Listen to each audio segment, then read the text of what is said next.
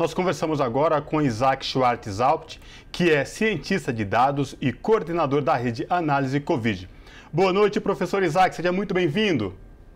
Boa noite, obrigado pelo convite. Prazer é nosso falar contigo.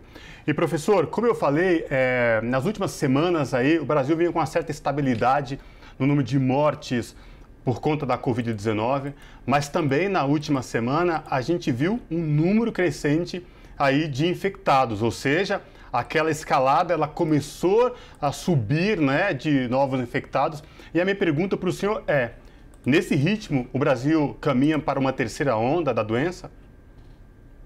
O que está aparentando, pelo que a gente está vendo nos indicadores, é de um novo aumento. E esse aumento está vindo forte justamente pelo mesmo motivo que tu disseste antes. Os patamares nunca chegaram a baixar. Então, qualquer aumento de casos acaba tendo uma quantidade absurda de pessoas, justamente pelo número de casos ativos que a gente vinha tendo. A gente está hoje com uma média móvel de 65, 70 mil novos casos ativos por dia.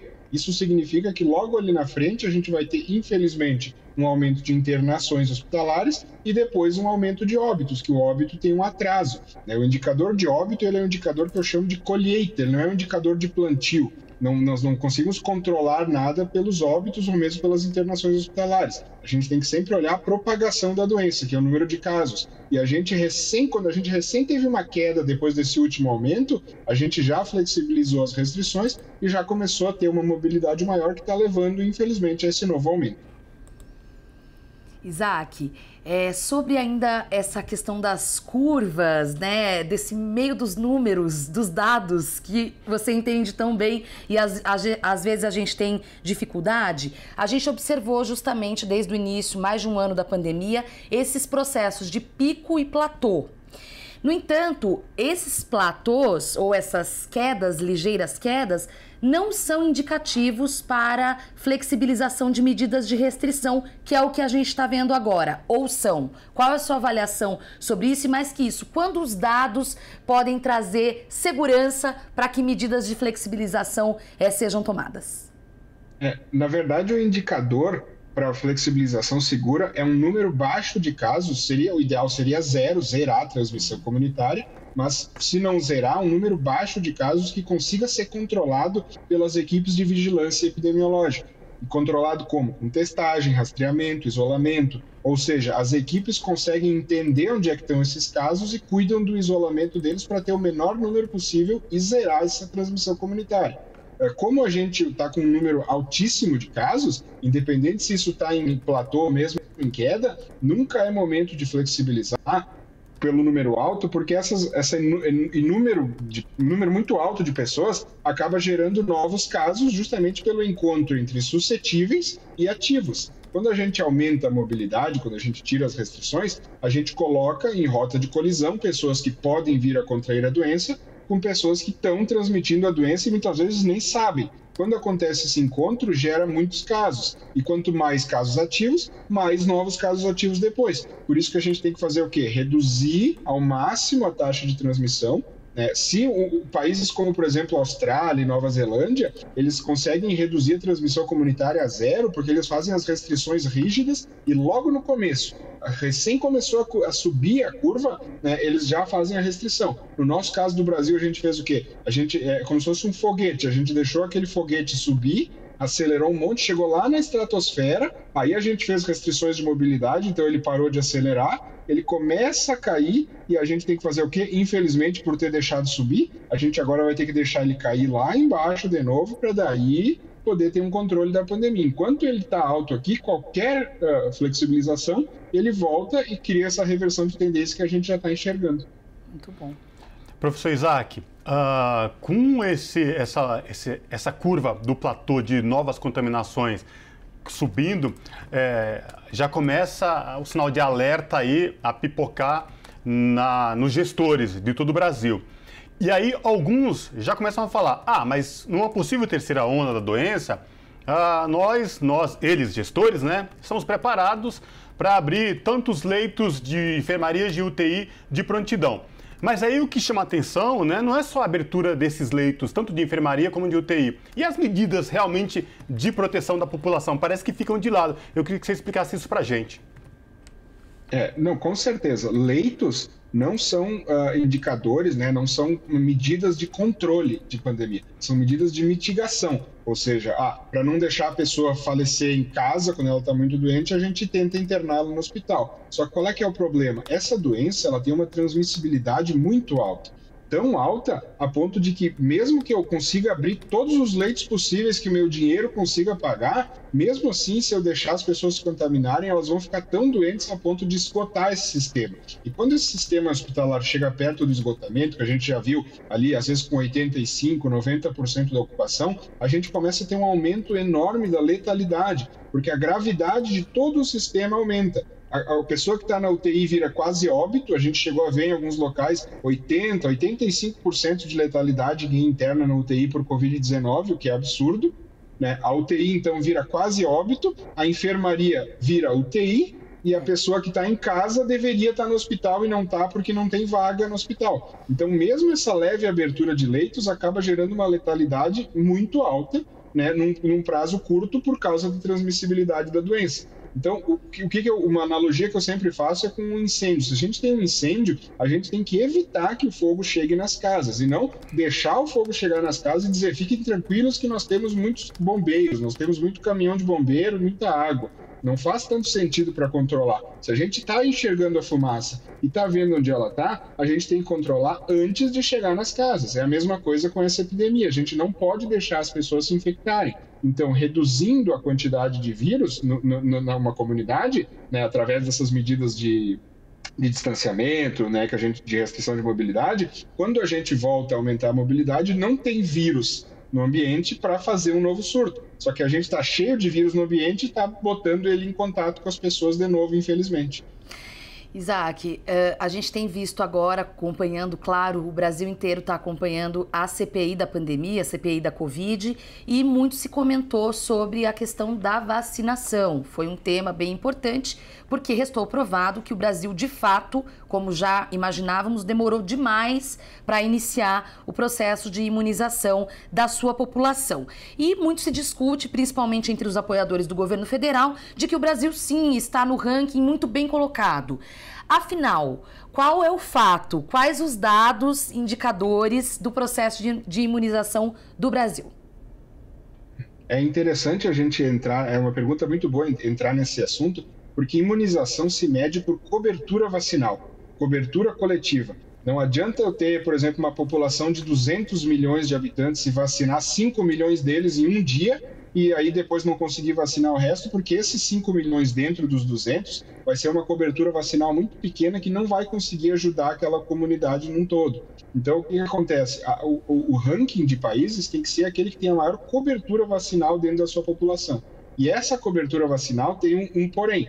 Quanto maior for o número de novos casos que a gente tem na comunidade, maior o número da transmissão, maior tem que ser a cobertura vacinal, justamente para dar conta de fazer a virada em cima da doença. Então, a gente tem que acelerar mais ainda, né? Alguns países, como Israel, fizeram o quê? Medidas duplas, estratégia dupla, reduz a taxa de transmissão através de restrições de mobilidade e acelera a vacinação simultaneamente, para que quando flexibilize, né, a mobilidade das pessoas, já tenha uma cobertura vacinal suficiente para evitar um novo surto. Porque o que acontece? Uma coisa que é importante a gente lembrar, a eficácia das vacinas, que as vacinas são muito boas, elas funcionam, a gente está vendo elas funcionarem, mas a eficácia da vacina a gente sempre tem que lembrar que ela é calculada num regime de redução de risco relativo. O que quer dizer isso? O risco dela em relação ao não vacinado, o risco de um vacinado contrair a doença em relação ao não vacinado. Se a gente pegar uma vacina fictícia, por exemplo, com 80% de eficácia, a gente então tem um não vacinado com um risco 10, por exemplo, e um vacinado com um risco 2, 80% a menos, né, do que esse cara aqui. Só que se eu pegar esses dois e colocar eles numa cidade infestada, o que vai acontecer? Eu vou aumentar o risco desse aqui, né, do não vacinado, eu vou aumentar o risco do vacinado também. Ele vai continuar sendo 80% menor do que o risco do não vacinado, só que ele aumenta junto porque a infestação na comunidade está muito alta. Então, o que acontece? Quanto maior o nível, maior ainda tem que ser a imunização. Se a gente for botar em ranking de números relativos à população, o Brasil, a última atualização que teve, porque isso aí varia bastante de acordo com o dia, mas estava lá em 80º, 84º, por aí, ou seja, muito baixo porque a gente, por ter uma população grande, a gente precisa ligar a vacinação no máximo, como os Estados Unidos, por exemplo, fez uma campanha gigantesca vacinando todo mundo que dá, todo momento, se pudesse vacinar 24 horas por dia todo mundo, porque é o que efetivamente vai tirar a gente desse buraco, né, cobertura vacinal quando a gente chega lá. Sortearam até automóvel nos Estados Unidos para estimular a população, verdade, né, verdade, a ser imunizada, Cosmo. Verdade. Professor Isaac, nesta semana foi detectado no Brasil a chegada da variante indiana, esta variante, considerada aí muito mais com poder de contaminação. Professor, a minha pergunta é, por que o Brasil, sabendo de tudo isso, demorou tanto para fazer um controle mais rígido nos aeroportos e portos do Brasil? Olha, eu também gostaria de saber o porquê, porque agora não é a primeira vez, não é uma coisa nova. A gente já sabe o impacto que uma variante mais transmissível pode causar numa comunidade que já está com um número alto de casos. Porque uma coisa que a gente sempre tem que lembrar em relação à variante é que a variante ela não é causa, ela é consequência. Ela só existe devido à alta transmissão de casos. Porque se o vírus, por exemplo, assim, eu contraí a doença, eu fui infectado, o vírus está em mim, ele vai começar a se replicar. Cada vez que ele faz essa replicação, ele tem uma chance, né, de se mutar, e essa mutação pode virar uma nova variante. Então, quanto mais pessoas se contaminando, maior a chance dessas novas variantes. Aí tu pega essa variante, coloca ela num ambiente já com muitos casos, ela pode piorar a situação. Uma analogia que eu faço é como se fosse jogar um balde de gasolina numa fogueira que já está acesa. Então, quando a gente percebe que existe esse risco, o correto é o quanto antes evitar, o quanto antes cuidar das fronteiras, barreiras sanitárias. A gente viu, por exemplo, que essa medida do governo veio 10 dias atrasado. A gente sabe que a gente não tem voos diretos da Índia para o Brasil, né? Mas a gente tem pessoas que viajam, que saem da Índia, vão passar para outro lugar. Inclusive, essa variante, esse primeiro caso confirmado no Brasil, foi um trabalho interessante de vigilância sanitária feito no Porto do Maranhão, né, que eles conseguiram capturar a pessoa doente. O navio, pelo que a gente viu, nem atracou, e eles conseguiram fazer esse controle. Mas se está vindo dessa forma, significa que pode estar vindo por outras maneiras. Então, o controle tem que ser duplicado, triplicado, porque se a gente vê, e se por acaso essa variante, quando chega aqui, acaba tendo um ambiente favorável a ela, a gente pode ver de novo um novo surto, né? Sim, sem dúvida.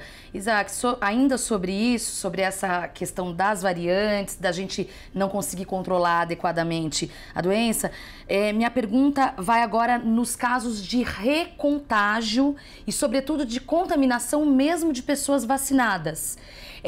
Quais as projeções para que isso diminua? Vai na linha também do que você mesmo mencionou? Ou seja, à medida que a gente conseguir aumentar a cobertura vacinal, esses casos devem cair ou isso pode ser atribuído às variantes?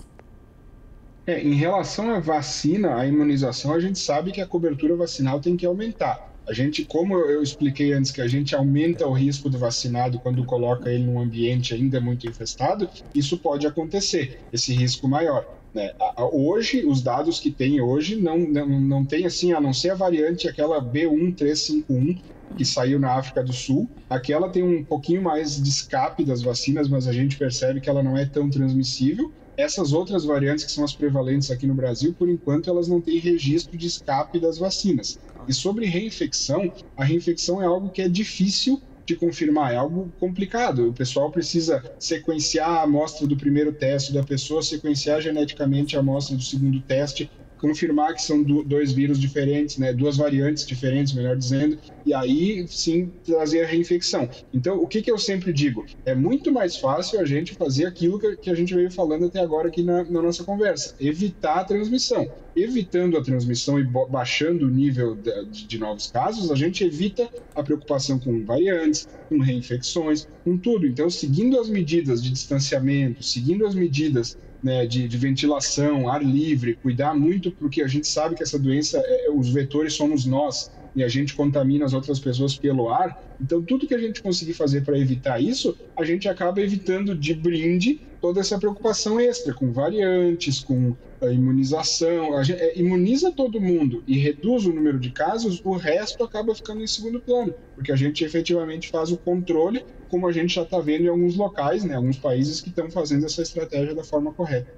Perfeito, recado dado, portanto. Cientista de dados Isaac Schwartzhaupt, acertei, coordenador na rede Análise Covid-19. Isaac, prazer imenso falar contigo, muito obrigada pela participação e até uma próxima oportunidade. Eu que agradeço o convite e a oportunidade, qualquer coisa é só chamar. Um abraço. Um abraço.